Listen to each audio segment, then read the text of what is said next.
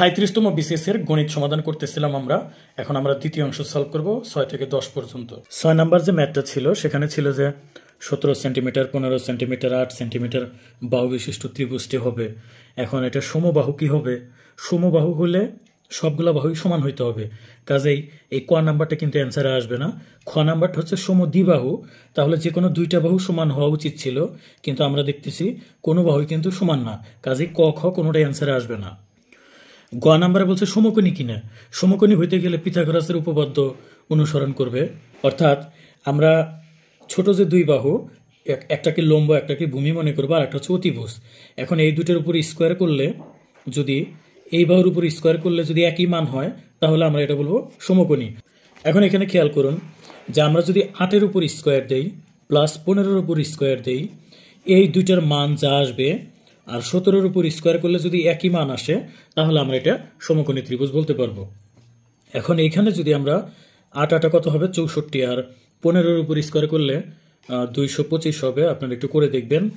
এবং এটা যদি আমরা যোগ করি, 4 আর 5 9, আর 6 আর 2 8, আর 2 অর্থাৎ 289 আসবে। একইভাবে 17 গুণন 17 যদি করি আমরা, 17 গুণন 17, 7 7 49, 9 7 8 7, আর 4 11, কাটলাম 1 ঘর, 1 দিয়ে গুণ করলে 17 1 17, তাহলে আমরা 9 8 2, এটাও কিন্তু আমরা 279 পাইলাম। তাহলে বোঝাই যাচ্ছে যে কোনো দুই বাহুর, ছোট দুই বাহুর উপর স্কোয়ার করে যে মান আসে, আর অপর বাহুর উপর স্কোয়ার করে যদি একই মান আসে, তার মানে একটা ছিল লম্ব, একটা ছিল ভূমি, আর একটা ছিল অতিভুজ, তাহলে এটা নিঃসন্দেহে কি হবে? সমকোণী ত্রিভুজ হবে। 7 নাম্বার যে ম্যাথটা ছিল যে 13 সেন্টিমিটার ব্যাসার্ধ বিশিষ্ট বৃত্তের জ্যায়ের দৈর্ঘ্য 24 সেন্টিমিটার। তার আগে আমি দেখি যে আমি এইভাবে আগে বৃত্তটা অঙ্কন করলাম। তো এই বৃত্তের বলছে এটা ধরে 13 সেন্টিমিটার ব্যাসার্ধ বিশিষ্ট বৃত্তের একটি জ্যায়ের দৈর্ঘ্য 24। আমি এখানে জ্যাটা অঙ্কন করলাম, এটা ধরে কেন্দ্র ছিল ধরে নেই। তো বলছে যে বৃত্তের জ্যায়ের দৈর্ঘ্য 24, তার মানে এই পুরোটা হবে 24 মিটার হলে কেন্দ্র থেকে, তাহলে এটা ছিল কেন্দ্র, উক্ত জ্যায়ের উপর লম্ব অঙ্কন করলে, এইভাবে যদি আমরা লম্ব অঙ্কন করি, কেন্দ্র থেকে উক্ত জ্যায়ের উপর লম্ব দূরত্ব কত, তার মানে এইটুকুর মান কত সেটা আমাদের বের করতে হবে। এখন এখানে যদি আপনি খেয়াল করেন, এই পুরাটা কত ছিল? পুরাটা কিন্তু 24 ছিল। তাহলে 24 থাকলে এখানে অর্ধেক, আবার এখান থেকে এখানে অর্ধেক, তার মানে এখানে 12 ছিল, এখানেও 12 ছিল। এখন কোনো কারণে আমি যদি এই দুইটা বিন্দু যোগ করি, তাহলে এই বাহুর মান কত হবে বলেন তো? এই বাহুর মান কিন্তু 13 হবে। কিভাবে বুঝলাম 13 হবে? কারণ দেখেন বৃত্তের এই বিন্দু থেকে কেন্দ্র থেকে, তার মানে এটা ব্যাসার্ধ, আর ব্যাসার্ধের মান তারা কত বলছে? 13 বলছে, সুতরাং এটার মান হবে 13। তাহলে আমরা এখন এক্স এর মান কিন্তু খুব দ্রুতই বের করতে পারবো, কারণ এটা সমকোণী ত্রিভুজ।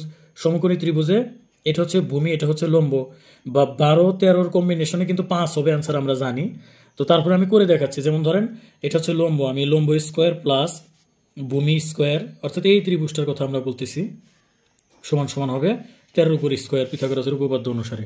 তাহলে এখান থেকে আমরা এক্স স্কোয়ার সমান সমান 169 বিয়োগ 144 করতে পারি এখান থেকে। তাহলে এক্স সমান সমান এক্স স্কোয়ার সমান সমান হবে 25, অতএব এক্স এর মান হবে 5।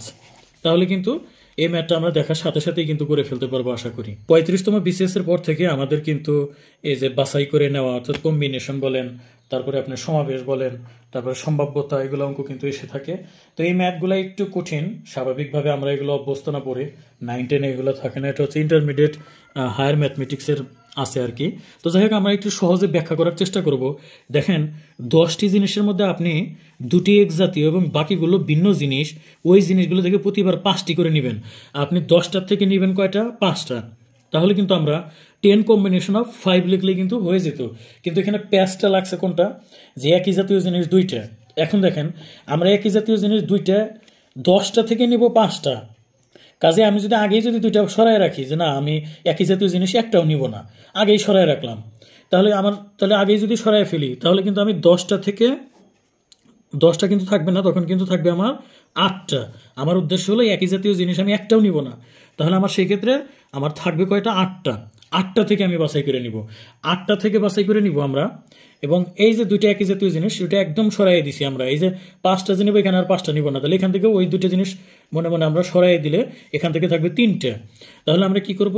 8 কম্বিনেশন অফ, আমরা এই যে 5টা থেকে এখান থেকেও 2 বার দিব, এখান থেকেও 2 বার দিব, তাহলে 8 কম্বিনেশন অফ সি লিখবো আমরা এটা। আবার ধরেন যে একই জাতীয় জিনিস আপনি যে দুইটা যে আছে একই জাতীয় জিনিস যদি দুইটা থাকে সেটাকে আমরা একটা হিসাবে ধরে নিতে পারি অঙ্কের সুবিধার্থে। সেই ক্ষেত্রে যদি আমি একই জাতীয় জিনিস মানে এক জাতীয় জিনিস আছে যে এখন যদি মনে করি যে না আমি ওগুলো একদম বাদ দিব না, ওখান থেকে এই দুটো অ্যাডজাস্ট করে আমি নিব, সেই ক্ষেত্রে আমি 10টা থাকলেও আমি ধরে নেব আমার কাছে আছে কয়টা, 9টা। কেন? এই যে আমি বলছি যে এক জাতীয় জিনিস থাকলে আমরা দুইটাকে একটাই মনে করব। যেমন ধরেন আপনাকে যদি দুইটা বই দেওয়া হয়, যে দুইটা বই যদি একই দেওয়া হয়, সেক্ষেত্রে কম্বিনেশন করতে গেলে তো আপনি দুইটা বই তো আপনি আলাদা আলাদাভাবে নেওয়ার দরকার নাই, দুইটা বই থেকে একটা বই নিলেই কিন্তু হইলো। সেক্ষেত্রে আমরা যদি দুইটা বই এই দুইটা বই নিয়ে যদি আমাদের হিসাবে নিয়ে আসি, তাহলে কিন্তু আমরা 9টা থেকে 9C5 এই কয়টা নিব আমরা। তো এখন যদি আমি দুইটা বই একই জাতীয় বই দুটো একদম যদি বাদ দেয় তখন থাকে এরকম, আর দুইটা বই থেকে যদি আমি অ্যাডজাস্ট করে যদি নেই তাহলে হয় এরকম। তো সেক্ষেত্রে আমরা কি করব, এখন এই দুটো যোগ করব। আমি আবার বলে নিচ্ছি, এই ধরনের ম্যাথগুলা যদি একই জাতীয় জিনিস থাকে আপনি কি করবেন, একই জাতীয় জিনিসটা আপনি টোটাল থেকেও বাদ দিবেন এবং যে কয়টা করে সাজাইতে বলছে সেখান থেকেও বাদ দিবেন এবং সেটার একটা কম্বিনেশন তৈরি করবেন। একইভাবে একই জাতীয় জিনিস যে আছে সেটাকে একটা যখনই ধরলে তখন কিন্তু টোটাল থেকে আর একটা কিন্তু তখন 10টা না, তখন কি হবে যে দুইটা থেকে একটা, সেক্ষেত্রে 9টা হয়ে যাবে। সেই 9টা থেকে বাছাই করে আপনি স্বাভাবিকভাবে নেবেন। এরপরে যথারীতি এখানে কিন্তু আমরা কম্বিনেশনের সূত্রটা কিন্তু অলরেডি জানি যে 35 থেকে করে আসতেছি, 35তম BCS থেকে, যেটা কিন্তু 9C আর এভাবে নিয়ে থাকে। আমরা জানি এটা n ফ্যাক্টোরিয়াল হয়, তারপরে n মাইনাস r ফ্যাক্টোরিয়াল হয় সূত্র অনুসারে, এবং r ফ্যাক্টোরিয়াল আলাদা হয়। এভাবে যদি আমরা ভাঙাই তাহলে কিন্তু এই ম্যাথটা আমরা করে ফেলতে পারবো। এখন এখানে তাহলে 8 ফ্যাক্টোরিয়াল হবে, 8 ফ্যাক্টোরিয়াল থেকে 8 বিয়োগ 3 ফ্যাক্টোরিয়াল হবে, তারপরে শুধু 3 ফ্যাক্টোরিয়াল হবে, এরকমটা। একইভাবে এখান থেকে আমরা 9 ফ্যাক্টোরিয়াল লিখবো, একই সিস্টেম কিন্তু। তাহলে 9 থেকে 5 বিয়োগ হবে তার ফ্যাক্টোরিয়াল এবং 5-এর আলাদা ফ্যাক্টোরিয়াল। জাস্ট এই সূত্রটা কিন্তু আপনাকে মনে রাখতে হবে। এবার দেখেন এটা যদি আমরা ক্যালকুলেশন করি তাহলে উপরে কত রইতেছে আমাদের, আগে নিচে হিসাব করি। 8 থেকে 3 বাদ দিলে হবে 5 ফ্যাক্টোরিয়াল আর 3 ফ্যাক্টোরিয়াল কিন্তু থাকে, আর উপরে কত ছিল 8। 8টাকে আমরা ভাঙাবো, আমরা জানি ভাঙাইতে গেলে 8 গুণন 7 গুণন 6 গুণন 5 এভাবে কিন্তু 1 পর্যন্ত দিতে পারি, বাট 1 পর্যন্ত দিব না, আমরা ধরে নেই যে 1 পর্যন্ত আছে। 5 ফ্যাক্টোরিয়াল মানে হচ্ছে 5 4 3 এভাবে 1 পর্যন্ত আছে। এখন এটা কাটা দিতে পারবো। আবার 3 ফ্যাক্টোরিয়ালের মান কত, 3 ফ্যাক্টোরিয়ালের মান কিন্তু আমরা জানি যে 1 গুণন 2 গুণন 3, অর্থাৎ 3 দুগুণা 6 হবে কিন্তু। তো 3 ফ্যাক্টোরিয়াল মানে 6কে 6 দিয়ে কাটলে কিন্তু এটা শেষ হয়ে যাবে। তাহলে 7 এখানে কিন্তু আমরা পাবো কত, 56। একইভাবে এখান থেকে কত পাবো আমরা, এই অংশ থেকে তাহলে কিন্তু 4 ফ্যাক্টোরিয়াল পাবো এখানে, আর 5 ফ্যাক্টোরিয়াল। তাহলে 9 ফ্যাক্টোরিয়ালকে যদি আমরা ভাঙাই তাহলে এখানে আমরা 9 গুণন 8 গুণন 7 গুণন 6 গুণন 5 আরও কমানো যেত, বাট আর কমাবো না, কারণ হচ্ছে নিচে আমাদের 5 ফ্যাক্টোরিয়াল আছে। এটা আমরা কাটা দিতে পারি। পরবর্তীতে 4 ফ্যাক্টোরিয়াল মানে কত, 4 ফ্যাক্টোরিয়াল মানে কিন্তু 1 গুণন 2 গুণন 3 গুণন 4। তো এরকম হয়। 4 ফ্যাক্টোরিয়ালকে আমরা এইভাবে ধরে নিতে পারি। তাহলে এই 4 এটাকে কাটলে হবে কত, 2, 4 দুগুণা 8। আবার এই 2 কাটা দিতে পারি আমরা। আবার 3 দিয়ে কাকে কাটবো, এই 3 দিয়ে 6কে কাটলে হবে 2। তাহলে আমরা এখানে পাচ্ছি 9 পেয়েছিলাম, 9 আর 7 9 63, 63-রে 2 দিয়ে গুণ করলে হবে 126। অর্থাৎ এই অংশ থেকে 56 পাইছিলাম, এই অংশ থেকে পাবো 126। যদি আমরা 126-এর সাথে যদি 56 যোগ করি, 6 6 12 2, হাতে থাকে কত, 1 7 8, আর এখানে 182 হবে। দেখতে পাচ্ছেন কিনা সর্বশেষ অংশটুকু, দেখুন 182 হবে আমাদের রাইট অ্যান্সার। তো এখানে যে খ নাম্বারটা হবে রাইট অ্যান্সার। 9 নাম্বার ম্যাথটা কিন্তু আসলে একটা অনুপাতের ম্যাথ ছিল। এখানে বলছে যে এতটি আম 3 বারের ভিতরে একটা অনুপাতে ভাগ করে দিতে হবে, কিন্তু অনুপাতটা কিন্তু যদি সহজ অনুপাত দিত যে 3:5:9 কত সহজে করে ফেলতে পারতাম, কিন্তু তারা অনুপাতটা দিছে একটা ভগ্নাংশ আকারে। আমরা এই ভগ্নাংশটাকে সরল অনুপাতে পরিবর্তন করে নিলে অঙ্কটা সহজ হবে। এছাড়াও আপনি যদি মনে করেন যে না আমি সরল অনুপাত করব না, আমি সবগুলা যোগ করে যেভাবে করে যে সবগুলা যোগ করে নিচে থাকে আর উপরের আমরা অনুপাত দেই, তারপরে যে এত এর মোট এর এভাবে কিন্তু বের করি, সেটার বলায় অপেক্ষায় রাখে না। তবে আমি একটা কাজ করব, এই ধরনের বীজগণিত অনুপাতটাকে সরল অনুপাতে কনভার্ট করে নিব। এটাকে কনভার্ট করতে গেলে কিন্তু 3 5 এবং 9 আমরা এই হরগুলোর লসাগু নিব। হরগুলোর লসাগু হবে 3 5 9, এর লসাগু হবে 45। সেই 45 দিয়ে আমরা প্রত্যেকটাকেই গুণ করব। তো প্রত্যেকটাকেই যদি গুণ করি, আমরা জানি যে অনুপাতের প্রত্যেকটা সংখ্যাকে একই সংখ্যাতে গুণ করলে তাতে সমস্যা নাই।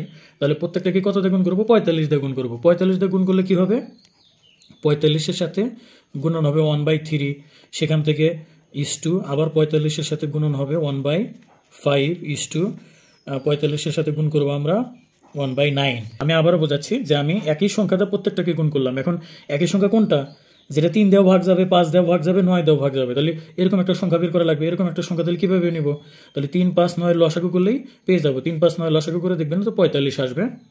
তো এখন আমরা যদি এইটার সাথে এটাকে কাটি, 3, 15, 45, তাহলে আমরা একটা 15 পাবো। এটাকে কাটলে 5 নং 45, এটার সাথে এটাকে কাটলে এখানে 5 আসবে।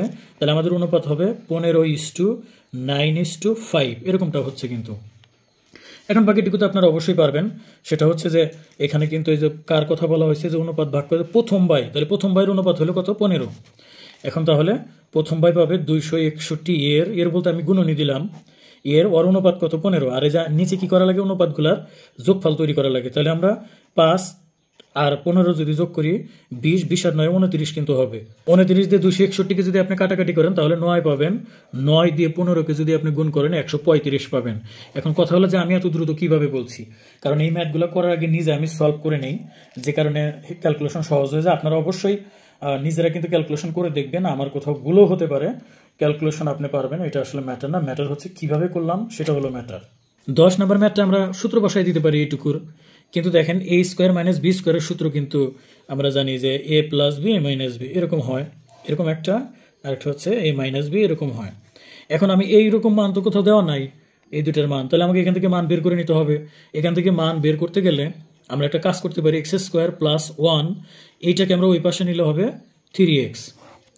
তো পরবর্তীতে বা আমরা উভয় পক্ষকে x দ্বারা যদি ভাগ করি, এটাকে x দ্বারা ভাগ করলে, বা আপনি এইভাবে ভাবতে পারেন, এক্সটা এখানে গুণন অবস্থা আছে, এই পাশে গেলে ভাগ হবে। তো সেই ক্ষেত্রে x² + 1 ভাগ হবে x = 3। বা পরবর্তীতে আমরা জানি এটার সাথে ভাগ করলে হবে x, আর 1 এর সাথে ভাগ করলে হবে 1/x = কত হলো, 3। এখন দেখেন আমরা কিন্তু একটা মান 3 পেয়ে গেছি, তাহলে এখানে আমরা 3 বসালাম। এখন প্রশ্ন হচ্ছে যে এইটুকুর মান আমি কিভাবে বের করবো, এইটুকুর মান ছাড়া তো হবে না। হ্যাঁ, এইটুকুর মান আমাদের বের করে নিয়ে আসতে হবে। কিভাবে বের করব, দেখেন আমরা জানি a - b হোল স্কোয়ার যদি থাকে, হোল স্কোয়ার থাকলে কিন্তু 4 আসে, মনে রাখবেন আপনারা। তাহলে আপনার এটা সূত্র অনুসারে এইখানে যদি প্লাস হয়, এখানে কিন্তু -4ab, তাহলে 4ab এভাবে লেখা যায় আর কি। পরবর্তীতে দেখেন এইটুকুর মান কিন্তু আমরা 3 পাইছি, তাহলে 3 এর উপর স্কোয়ার প্লাস, সরি এখানে মাইনাস হবে, আমি প্লাস দিয়ে ফেলছি, এটা কাটা গেলে এখানে 4, তাহলে এখানে 3 এর উপর স্কোয়ার ছিল, দ্যাট মিনস 9 - 4 = হচ্ছে 5। তাহলে কিন্তু x তারপরে এটার উপর হোল স্কোয়ারের মান কিন্তু এরকম ছিল। তাহলে আমরা যদি বর্গমূল করি তাহলে x - 1/x এর মান হবে √5।